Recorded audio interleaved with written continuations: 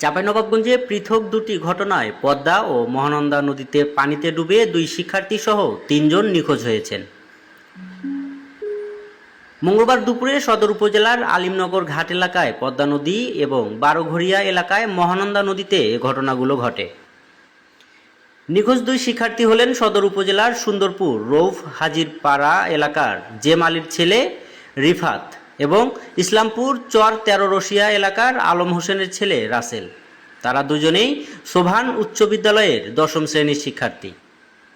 স্থানীয় সূত্রে জানা যায়, মঙ্গলবার দুপুর 1টার দিকে কয়েকজন বন্ধুর সঙ্গে পদ্মা নদীতে গোসল করতে নামে রিফাত ও রাসেল। এক পর্যায়ে তারা নদীর গভীর পানিতে তলিয়ে যায়। বিষয়টি দেখতে পেয়ে স্থানীয়রা তাৎক্ষণিক উদ্ধার তৎপরতা শুরু করেন এবং ফায়ার সার্ভিসে খবর দেন। এদিকে একই দিনে সদর উপজেলার বারোঘরিয়া এলাকায় মহানন্দা নদীতে মাছ ধরতে গিয়ে নিখোঁজ হন মোহাম্মদ শাকিরুল ইসলাম। তিনি পৌর এলাকার আরামবাগ আজাইপুর মহল্লার রুহুল আমিনের ছেলে।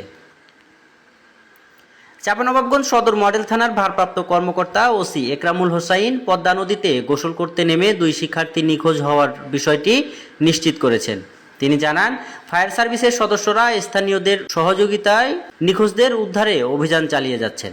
মহানন্দা নদীতে নিখোঁজ শাকিরুল ইসলামকেও উদ্ধারের চেষ্টা অব্যাহত রয়েছে।